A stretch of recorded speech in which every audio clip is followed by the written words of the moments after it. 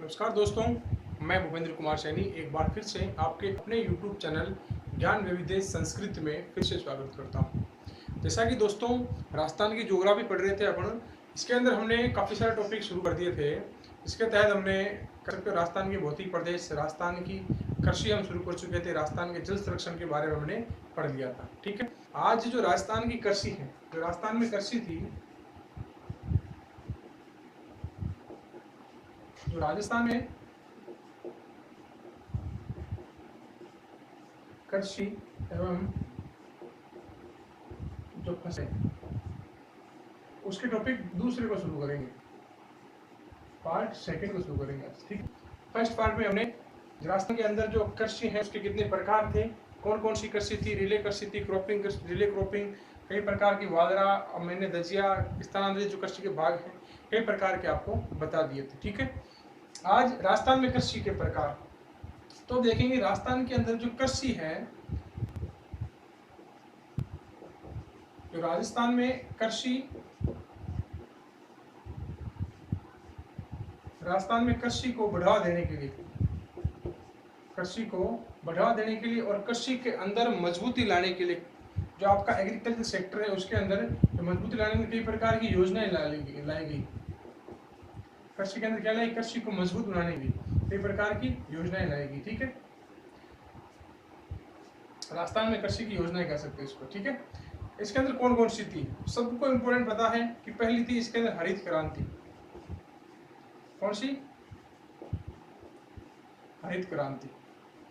ठीक है, हरित क्रांति का संबंध किससे है, क्या नहीं है, वो चीजें बाद में जानेंगे। पहले हरित क्रांति के जो जनक थे वो कौन थे?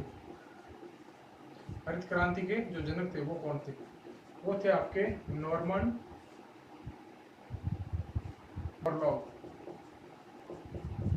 कौन थे? नॉर्मन बोरलॉग थे, हरित क्रांति के जनक थे। ठीक है, भारत में हरित क्रांति के जनक कौन थे?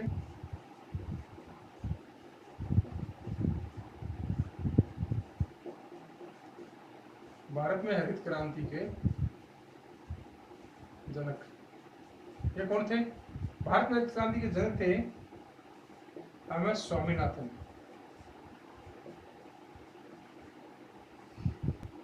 कौन थे? एम एस स्वामीनाथन थे भारत के अंदर हरित क्रांति के जनक। ठीक है, अगर पूछे कि हरित क्रांति के जनक सिर्फ ये आए हरित क्रांति का जनक, तो आपको नॉर्मन बोरलॉग करना है। अगर नॉर्मन बोरलॉग ऑप्शन में नहीं है फिर आपको करना है एम एस स्वामीनाथन। ठीक है, अब हरित क्रांति का जो नाम करता था,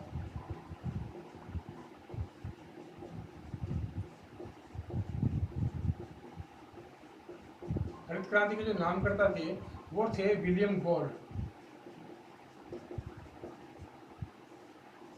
कौन थे? विलियम गॉर्ड थे, हरित क्रांति के नाम करता थे। ठीक है, तो तीन तो ये फैक्ट है हरित क्रांति के जो जनक हैं, नाम है वो सारे के सारे। ठीक है, अब इसके अंदर क्या हुआ था? हरित क्रांति के अंदर क्या हुआ था कि सर्वाधिक प्रभाव था, हालांकि शुरुआत सभी के लिए कृषि के सारे उत्पादन के लिए की गई थी, लेकिन जो सर्वाधिक प्रभाव था वो किस पे पड़ा? वो पड़ा गेहूं पे। किस पे? गेहूं पे। और गेहूं आप जानते हो राजस्थान का सबसे ज्यादा खाया जाने वाला खाद्यान्न भी कौन सा है? गेहूं है। कौन सा है? गेहूं है। ठीक है, हरित क्रांति का संबंध किससे है? कृषि से। किससे है? कृषि के अंदर जो नवीन तकनीकियां काम में ली गई, यानी कह सकते हो कि एक कह सकते हो कि नई जनरेशन, कृषि की नई जनरेशन कह सकते हो, यानी बीजों का प्रसंस्करण किया गया, दोबारा से संकर बीज आए सामने, यानी जो जेनेटिक्स प्रॉब्लम्स थी, यानी जो भी आनुवंशिक की प्रॉब्लम थी जो पुराने बीजों के अंदर, उसको दूर किया गया और रोग प्रतिरोध क्षमता बीजों की बढ़ाकर उनको कीटनाशकों से बचाकर इस प्रकार की किस्में लाई गई, कई प्रकार की किस्में लाई गई। ठीक है, तो हम किस्मों के बारे में भी चर्चा करेंगे, गेहूं के बारे में कौन कौन सी किस्में आई थी, क्या आई थी, वो भी छोटी चर्चा करेंगे पूरा का पूरा। ठीक है, लेकिन आपको नॉर्मल ये ध्यान रखना है, हरित क्रांति के जनक नॉर्मन बोरलॉग थे। और ठीक है, राजस्थान अगर भारत में बात करें हरित क्रांति के जनक तो एम एस स्वामीनाथन को कहा जाता है। ठीक है, जो अभी एक चर्चा के अंदर मुद्दा और भी है कि एम एस स्वामीनाथन रिपोर्ट को लागू किया जाना चाहिए, वो यही एम एस स्वामीनाथन है। किसानों के लिए MS स्वामीनाथन को, इन्होंने कृषकों की आय को बढ़ाने के समर्थन में कुछ बातें कही हैं अपनी रिपोर्ट के अंदर। क्या क्या चीजें कही है? जो MSP आपकी मिनिमम सपोर्ट प्राइस है, मिनिमम सपोर्ट प्राइस जो न्यूनतम समर्थन मूल्य है, उसकी भी बात उन्होंने की है। वो सारी की सारी चर्चाएं इसी के अंदर आती है, ठीक है। तो MS स्वामीनाथन के बारे में हमने बात कर चुके हैं। हरित क्रांति के जो नाम करता है वो कौन है? विलियम गॉड है। कौन है? विलियम गॉड है। सर्वाधिक प्रभाव हरित क्रांति किस पे हुआ? गेहूं पर हुआ। किस पर हुआ? गेहूं पर, ठीक है। अब ये तो थी हरित क्रांति। अब इसके बाद पढ़ते हैं अपन श्वेत क्रांति। क्या पढ़ते हैं? श्वेत क्रांति, ठीक है।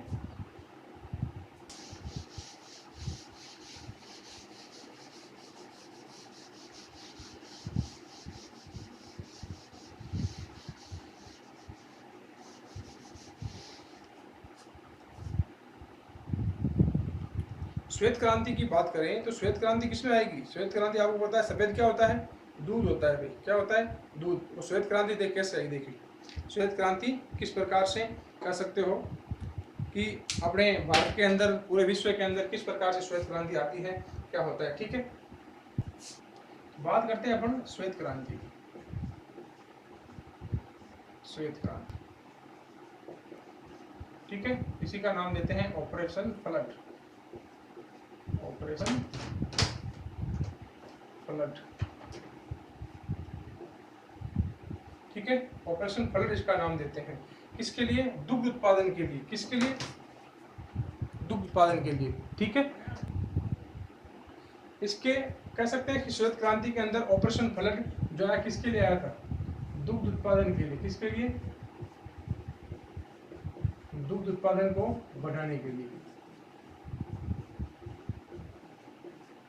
बढ़ाने और डेयरी विकास के लिए। किसके लिए? डेयरी विकास के लिए, ठीक है। अब श्वेत क्रांति ऑपरेशन फ्लड दुग्ध उत्पादन को बढ़ाने के लिए और डेयरी विकास के लिए ये आता है, ठीक है। अब इसके जो जनक हैं, श्वेत क्रांति के जो जनक हैं, वो कौन कहलाते हैं? वो कहलाते हैं वर्गीज कुरियन। वो कहते हैं वर्गीज कुरियन। वर्गीज कुरियन इस जनक कहलाते हैं। किसके? श्वेत क्रांति के, ऑपरेशन फ्लड, ठीक है। ये फ्लड क्रांति थी आपकी 1970 में, ठीक है। अब बात करें कि भारत के अंदर सर्वप्रथम शुरुआत कब हुई, किसने इसके अंदर पड़ाव सबसे पहला कदम रखा डेयरी विकास के अंदर, या कह सकते दुग्ध उत्पादन में सबसे पहला प्रभाव कदम किसका था? उसके लिए आनंद डेयरी, जो गुजरात में है। कहाँ पे है? गुजरात में है। जो अब आनंद डेयरी से अमूल हो चुकी है। क्या हो चुकी है? अमूल, ठीक है। अमूल हो चुकी है अब आनंद डेयरी, जो सबसे बड़ी भारत की कह सकते हो कि डेयरी के अंदर कार्यरत एक बड़ी इकाई है, ठीक है। अब बात करें कि राजस्थान के अंदर कब प्रारंभ हुई? जो राजस्थान में प्रारंभ है ये होती है पद्मा डेयरी से। इंपॉर्टेंट फैक्ट है पद्मा डेयरी, ठीक है। कौन सी? पद्मा डेयरी, राजस्थान के अंदर, ठीक है। और ये पद्मा डेयरी 1970 में ये शुरू होती है और 1971 के अंदर ये शुरू होती है। और कहाँ से शुरू होती है? अजमेर से।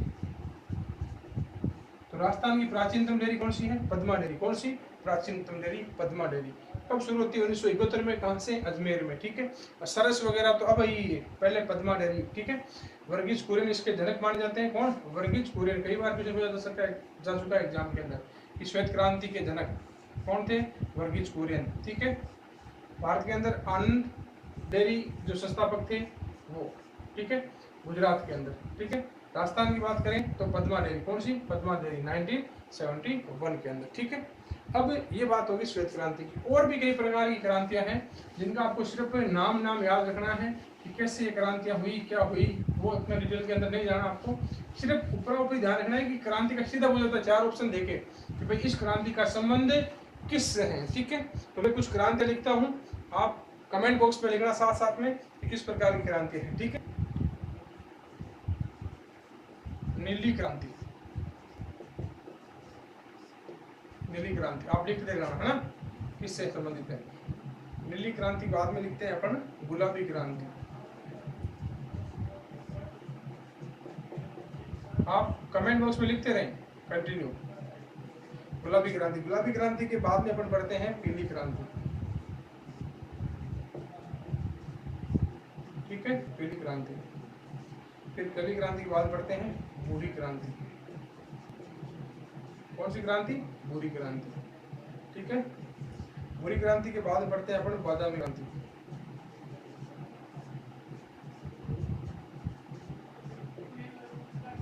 लिखते रहे आप कंटिन्यू, बादामी क्रांति। फिर पढ़ते हैं बादामी क्रांति के बाद में सुनहरी क्रांति। सुनहरी क्रांति। ठीक है, आप लिखिए कमेंट बॉक्स में क्या क्या होता है, देखिए। ठीक है, देखिए।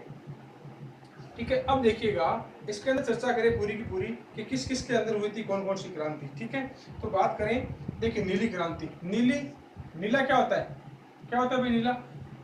बताइए नीला क्या होता है? ब्लू क्रांति जिसे कह सकते हैं, नीली क्रांति।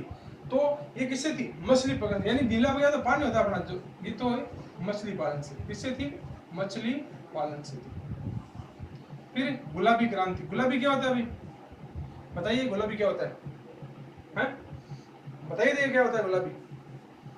भाई ऐसे रट्टा मारोगे तो फिर थोड़ा कंफ्यूजन हो जाओगे। थोड़ा इनके साथ क्या करो, वर्डों के साथ थोड़ा खेलना सीखो, वर्डों के साथ, तब आपको याद हो पाएगा। ठीक है, गुलाबी एक जो मछली होती है उसका कलर होता है, झींगा मछली होती है, जो झींगा मछली उसका कलर होता है वो रेड थोड़ा गुलाबी दिखती है। फिर पीली क्रांति। पीली क्रांति किससे होगी भाई? पीले फूल किसके होते हैं? देखिएगा, अगर सर्दी की बात करें तो अगर खेतों में जाते पीले फूल किसके नजर आते हैं? सरसों के। किसके आते हैं? सरसों के। सरसों क्या है? दलहन है या तिलहन है? बताइए, तेल निकलता है या दालें बनती है? तिलहन है। क्या है? तिलहन है। तो याद रखना कौन सी? तिलहन से पीले क्रांति। ठीक है, पीली क्रांति याद रखना। फिर भूरी क्रांति। भूरी क्रांति का मतलब है खाद्य प्रसंस्करण से। खाद्य प्रसंस्करण से।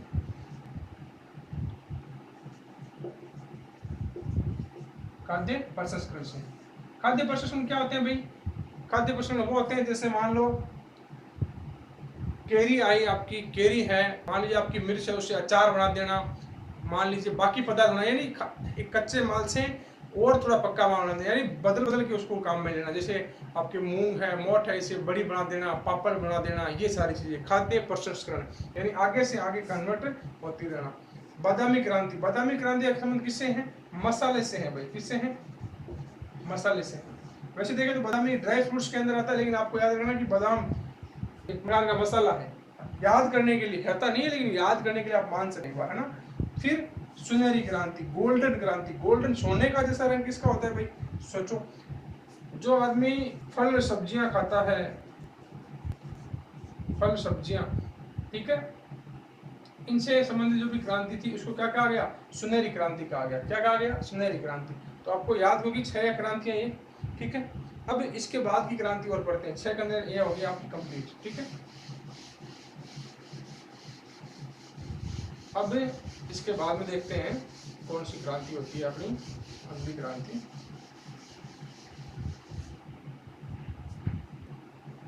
थोड़ा सा डाल लेते हैं इसके अंदर, माफ करना।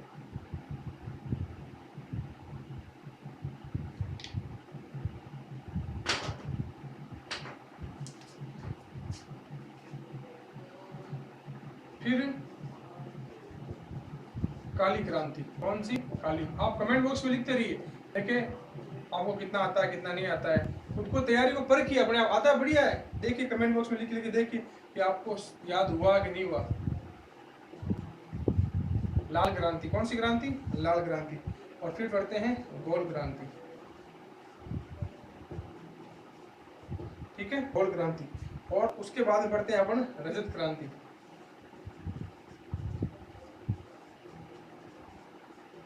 फिर पढ़ते हैं इंद्रधनुष क्रांति। कौन सी? इंद्रधनुष क्रांति। इंद्रधनुष क्रांति। हाँ, लिखिए आप कमेंट बॉक्स में किस किस का क्या क्या आंसर होता है, देखिए लिखिए। अब देखिए काली क्रांति से। काली क्रांति से क्या अर्थ होगा? काला बाजारी समझिए। क्या समझिए? काला बाजारी याद रखना आपको। क्या रखना है? काला बाजारी। काला बाजारी किसकी होती है? मादक पदार्थों की। मादक पदार्थों में अफीम क्या है? मादक पदार्थ है, लेकिन ये दवा के रूप में भी काम आता है। इसके लिए भी इसको बढ़ावा देने के लिए कस्सी के रूप में काम किया गया। ठीक है, तो अफीम के अंदर जो क्रांति लाई गई उसे क्या कहते हैं? काली क्रांति कहते हैं। क्या कहते हैं? काली क्रांति। फिर लाल क्या होता है भाई? लाल क्या होता है? लाल आपका टमाटर होता है। क्या होता है?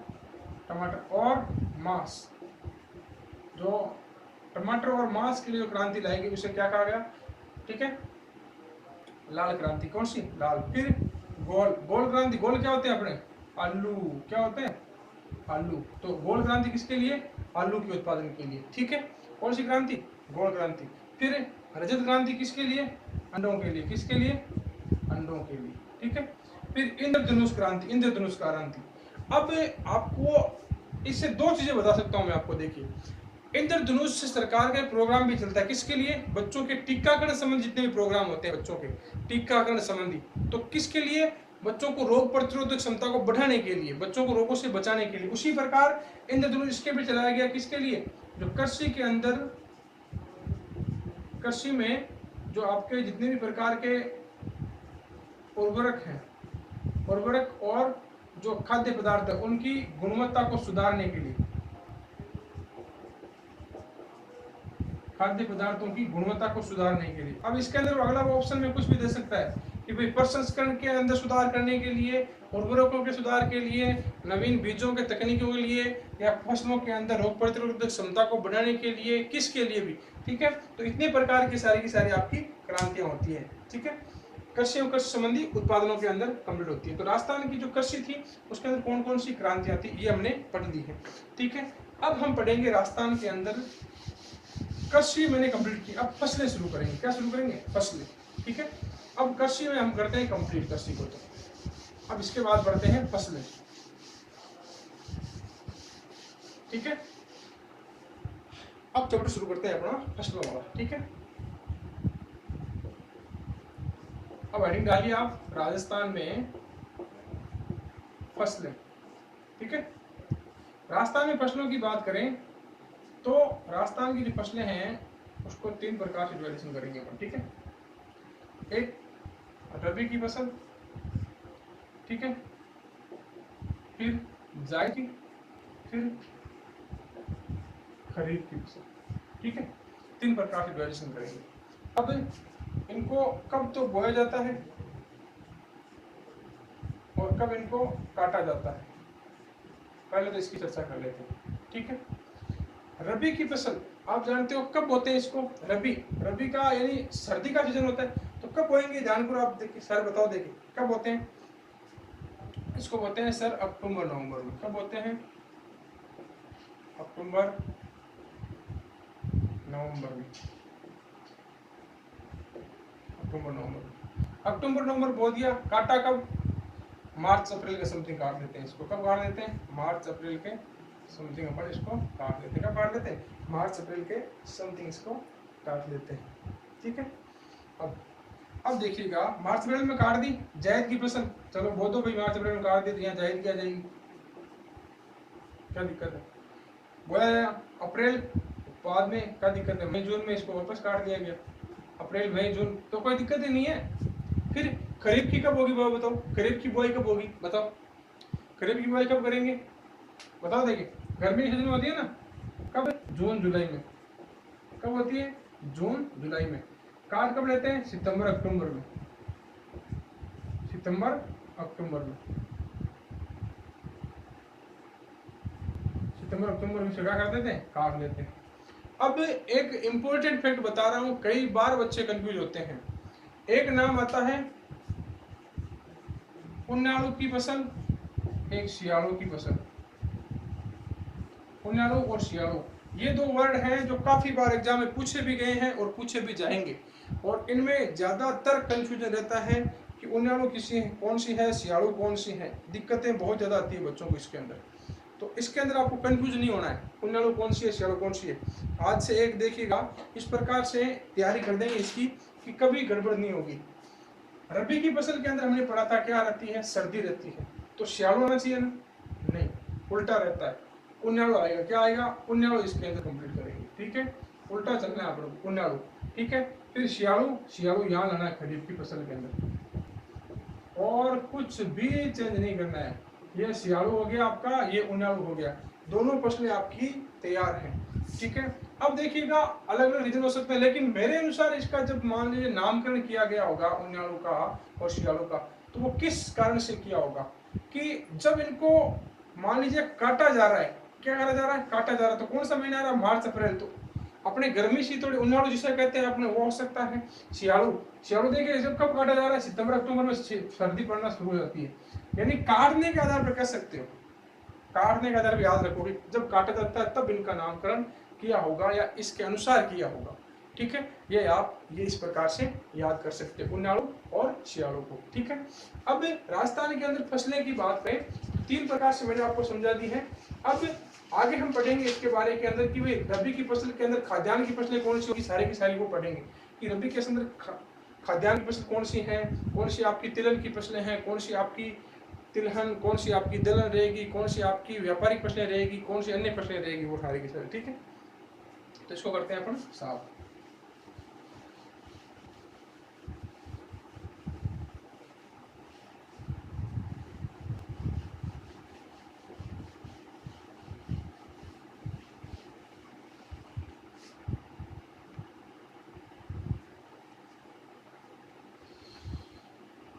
तो वापस से मैं यहाँ लिखता हूँ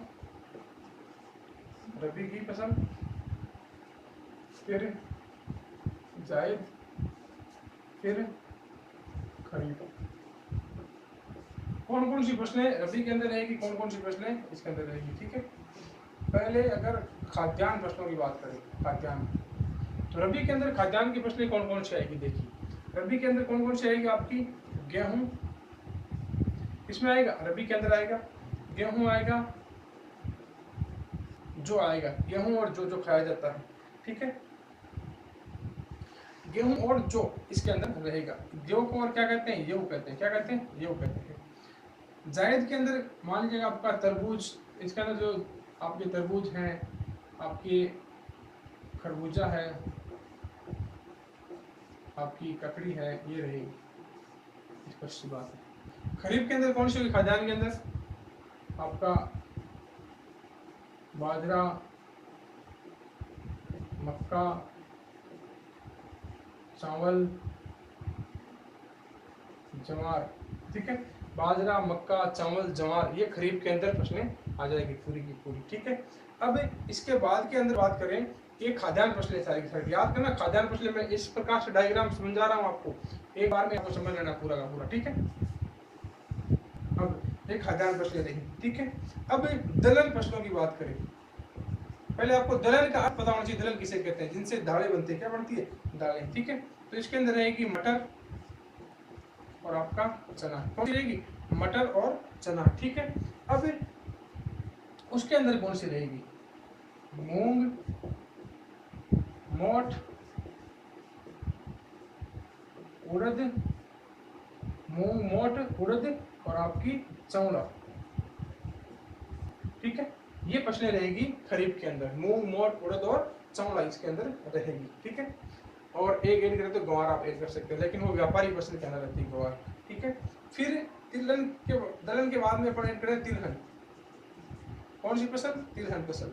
तिलहन फसल के अंदर कौन कौन सी रहेगी, जिनसे तेल निकलता है, क्या निकलता है, तेल निकलता है, वो कौन कौन सी रहेगी, देखिएगा, सरसों, सूरजमुखी, तारामीरा, सरसों होगी, सूरजमुखी, तारामीरा हो गया, और आपकी होगी अलसी। ठीक है, अब वहां पर बात करें तो वहां पर कौन कौन सी रहेगी, यहां पर रहेगी तिल, फिर मूंगफली, मूंगफली, अरंडी, सोयाबीन। ठीक है, तिल, मूंगफली और सोयाबीन, तो ये होगी आपकी तिलहन की फसलें। कौन सी, तिलहन की। फिर बात करें मसाले, मसालों की बात करें, मसाले कौन कौन से रहेंगे। ठीक है, तो आपका जीरा, धनिया और मेथी, ये इसके अंदर रहेंगे। कौन, जीरा, धनिया और मेथी। ठीक है, अब मसालों की बात करें उस साइड के अंदर तो ऑप्शन आपका खाली सा रहता है, ज्यादा इतनी चीजें नहीं आ पाती। ठीक है, फिर अन्य जो फसलें हैं या व्यापारिक फसलों का नाम दे, कौन सी फसलें दे, व्यापारिक फसलें, व्यापारिक कह दो या इसको अन्य कह सकते हो, क्या कह सकते हो, अन्य फसलें कह सकते हो। तो पहले इसके अंदर कौन कौन सी होगी, आपकी अफीम और इसबगोल, अफीम और इसबगोल इसके अंदर रहेगी, ठीक है। फिर इसके अंदर कौन सी रहेगी, फिर इसके अंदर रहेगी आपकी कपास, गन्ना और तंबाकू, कपास, गन्ना और तंबाकू। तो देखिए ये डायग्राम अच्छे से आप नोट करिए इसको, क्योंकि ये डायग्राम के अंदर आपके मान ऐसे क्वेश्चन आएंगे जो आपको आते हुए भी गलत हो जाएंगे, आते हुए भी। अब इनमें से ध्यान किस किस पे करना है, ज़्यादा फोकस किस किस पे करना है वो बताता हूँ मैं आपको, कि ये ज़्यादा पूछे जाने की संभावना है और क्यों है, वो भी कारण बताता हूँ साथ में आपको। देखिएगा इसके अंदर मटर, चना, गेहूं, जो ये तो आप तो पहचान जाएंगे, सरसों पहचान जाएंगे, सूरजमुखी पहचान जाएंगे। दिक्कत अलसी के अंदर रहेगी, अलसी की फसल कैसी होती है, क्या होती है। फिर अफीम की रहती है, अफीम। अब आप किस में डालोगे अफीम को, तो याद रखना अफीम किसके अंदर, रबी की फसल के अंदर कैलकुलेशन करना है आप, किसके अंदर, रबी की फसल के अंदर। और दिक्कत यहाँ होती है ज्यादा मक्का और चावल, इसमें मक्का और चावल के अंदर, एक इसके अंदर उड़द के अंदर, ठीक है। बाकी तो आप पहचान जाते हो लगभग लगभग, ठीक है। फिर मूंगफली के अंदर ये बुझ जाती है ज्यादा, मूंगफली। फिर सोयाबीन, ये फिर ये तो तीनों इंपॉर्टेंट होगी अपने आप में, ये तो कपास हो जाती है, कई बार तबाह हो जाती है। तो ये आपको ध्यान करनी है मुख्यतः कि ये फसलें कौन सी हैं, ठीक है। आप जायद की तो ध्यान कर लोगे, लेकिन ये ध्यान करना है खाद्यान्न फसलें, यानी जो खाने के काम में आता है, जितना भी प्रकार का जो आपका जिन्स है खाने काम आता है, कह सकते हो, जिसे कह सकते हो गेहूं है, जो है आपका बाजरा है, मक्का है, चावल है, ज्वार है, जो खाने काम आता है सिर्फ। दलहन, दालें, मटर, चना, ठीक है। फिर मूंग, मोट, उड़द, चौड़ा, ये दलहन के आती है। फिर तिलहन, सरसों, सूरजमुखी, तारा मीरा, अलसी। फिर यहाँ पर तिल, मूंगफली, अरंडी, सोयाबीन, ऐसे सारे के सारे ये नाम है जिनसे तेल निकलेगा। क्या निकलेगा भाई, तेल निकलेगा इनसे, ठीक है। फिर मसाले, जीरा, धनिया, मेथी, ठीक है। वहां पर खाली ऑप्शन फिर व्यापारिक फसलें, अन्य फसलें, अफीम, इसबगोल, कपास, गन्ना और तंबाकू, ठीक है। तो ये सारी की सारी चीजें इसके अंदर कैलकुलेट होती है, ठीक है। तो ये मैंने आपको समझाया है पूरा का पूरा, रबी की फसल कौन सी रहेगी, खरीफ की फसल कौन सी रहेगी, पूरा का पूरा डायग्राम आप नोट कर लीजिएगा इस तरह से, ठीक है। अब बात करेंगे जो किस्म है, प्रमुख किस्म है वो बात करेंगे, ठीक है। प्रमुख जो किस्म है, किस किस की कौन सी किस्म है वो बात करेंगे, ठीक है।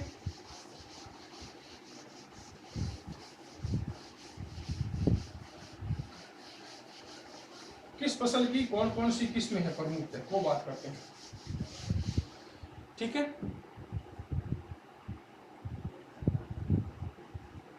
अब बात करेंगे प्रमुख किस्में।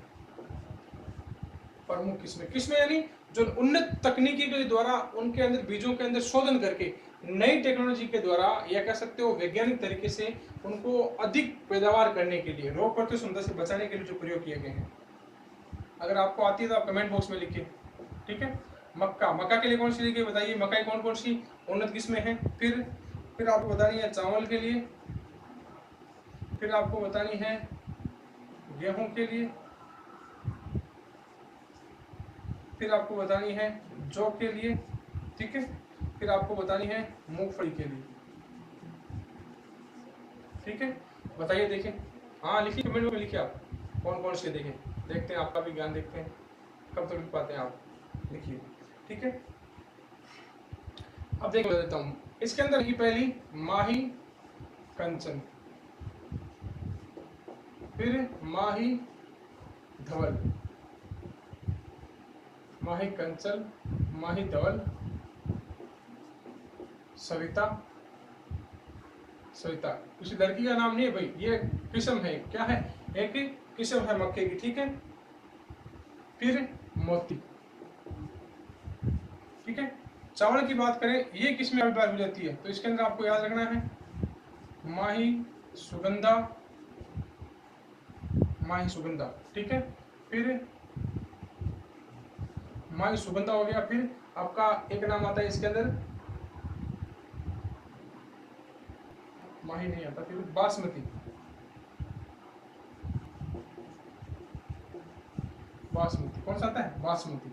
फिर परमल, कौन सा, परमल नाम आता है, माही सुगंधा, बासमती और परमल, ठीक है। फिर दो इंपॉर्टेंट नाम याद रख लेना, चंबल, कावेरी और गोल्डन राइस, गोल्डन राइस, ठीक है। तो अब इनको याद करने का तरीका मैं आपको बताऊंगा, ठीक है। अब गेहूं के अंदर कौन कौन सी फसल है, ठीक है। गेहूं के अंदर बात करें तो सोना कल्याण, कौन सी, सोना कल्याण, फिर सोनालिका, गेहूं कल्याण, सोनालिका, और आपकी फिर मंगला, गंगा सुनहरी, गंगा सुनहरी, ठीक है। सोनालिका होगी, मंगला हो गई, गंगा सुनहरी हो गई, फिर कोहिनूर, मैक्सिकम और लाल बहादुर, ठीक है। ये सारी इसकी हो जाती है पूरी की पूरी, ठीक है। जो कि कौन सी है, जो कि है ज्योति, ठीक है, कौन सी, ज्योति और राज किरण, जो कि ज्योति और राज किरण। फिर मूंगफली की कौन सी आती है, मूंगफली, मूंगफली की एक किस्म आती है चंद्रा, कौन सी आती है, चंद्रा, ठीक है। तो आपको 4 मैंने आपको ये बता दी है पूरी की पूरी, ठीक है। अब इसके अंदर याद कैसे कैसे रखना है, देखो माही, माही ये नाम आता है मक्का के अंदर, किसके अंदर, मक्का के अंदर, माही, माही, और इनके अंदर, इसके अंदर और इसके अंदर कंफ्यूज होता है एग्जामिनर, माही कंच, माही धवल और माही सुगंधा, इन्हें कंफ्यूज करता है। चावल के अंदर माही सुगंध आती है, कौन सी आती है, सुगंधा। तो आप क्या करोगे, चावल बनाते हैं, क्या आती है, सुगंध आती है, क्या आती है, सुगंध आती है, तो सुगंध याद रखनी है। माही कंचन, माही धवल, कंचन और धवल दोनों का अर्थ होता है सफेद, क्या होता है, सफेद, ठीक है। तो मक्के का हालांकि अंदर पीला का होता है, लेकिन आपको रहना सफेद, दोनों किसके अंदर रहेंगे, मक्के के अंदर, किसके अंदर रहेंगे, मक्के के अंदर। सविता और मोती, मक्के किस प्रकार, मोती के समान, किस प्रकार, मोती के समान। फिर इसको कैसे चावल की बाकी फसलों को, तो कुछ नहीं करना, देखो चंबल और कावेरी दो नदियां हैं, और चावल को पानी की आवश्यकता ज्यादा रहती है, और पानी ज्यादा कहाँ होता है, नदियों के अंदर, कहाँ होता है, नदियों के अंदर। और बासमती सारे को फेवरेट भी है, एड भी आते हैं काफी सारे टीवी के, और ये अपने आप ही गोल्डन राइस हो गया। फिर परमल आपको याद करना है, ठीक है। गेहूं, सोना कल्याण, सोनालिका, मंगल, गंगा सुनहरी, कोहिनूर, मैक्सिकम, मैक्सिकम यानी मैक्सिको से इसकी उत्पत्ति मानी जाती है, इसलिए इसको मैक्सिकम कहा गया, मैक्सिको से गेहूं की उत्पत्ति। लाल बहादुर, लाल बहादुर दिया गया नाम। फिर जो ज्योति राज किरण, ज्योतिराज किरण, ऐसे याद रख ले, ज्योतिराज सिंधिया याद रखते हो, ज्योतिराज सिंधिया गेहूं जो खाता है, क्या खाता है, जो खाता है, ज्योतिराज किरण याद रख सकते हो। फिर मूंगफली चंद्रा, कौन सी, मूंगफली चंद्रा, ठीक है। इस प्रकार से इसको याद करनी है आपको। फिर अब इसके बाद में बात करें और फसलें जो कौन कौन सी इनकी किस में रहेगी वो देखते हैं, ठीक है।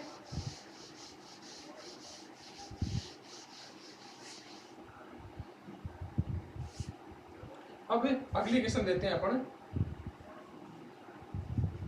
सरसों की, किसकी, सरसों। आप कमेंट बॉक्स में लिखते रहिए, ठीक है, पूरे के पूरे।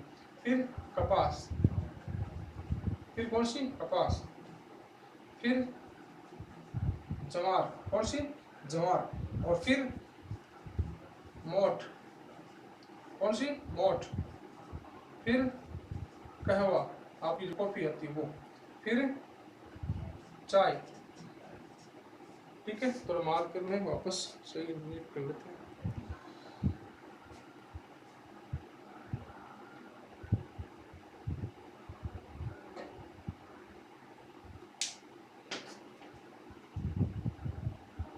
अब देखिएगा, अगर बात करें सरसों के अंदर कौन सी फसल रहेगी, ठीक है, तो याद रखना इसके अंदर रहेगी वरुणा, दुर्गा वाली, दुर्गा मणि है वैसे, दुर्गा मणि, फिर कल्याणी, कौन सी, कल्याणी। 3 किस्में इसकी रहेगी, वरुणा, दुर्गा मणि, कल्याणी, ठीक है। फिर कपास के अंदर देखें तो अमेरिकन कपास, फिर बीकानेरी कपास, फिर अगेती नरमा। 3 प्रकार है इसमें, अमेरिका, बीकानेर, अगेती, नरमा, ठीक है। नरमा हम नॉर्मल भाषा के अंदर इसको बोलते भी हैं, ठीक है। ये आपको याद रखनी है। इसके बाद में बात करें तो जवार, जवार की है आपको याद रखना है चरी, एक ही फसल है, एक ही जो उन्नत किस्म है। मोठ, मोठ के अंदर बात करें तो इसकी कौन सी रहेगी, इसकी रहेगी जाड़िया, जाड़िया और ज्वाला, ज्वाला, ठीक है, जाड़िया और ज्वाला, ठीक है। कहवा की कौन सी रही, कहवा की रोबिस्ता, रोबिस्ता। फिर रोबिस्ता के बाद में अरेबिका, अरेबिका, ठीक है, अरेबिका रहेगी। फिर चाय की बात करें, चाय के अंदर कौन सी होगी, बोहिया,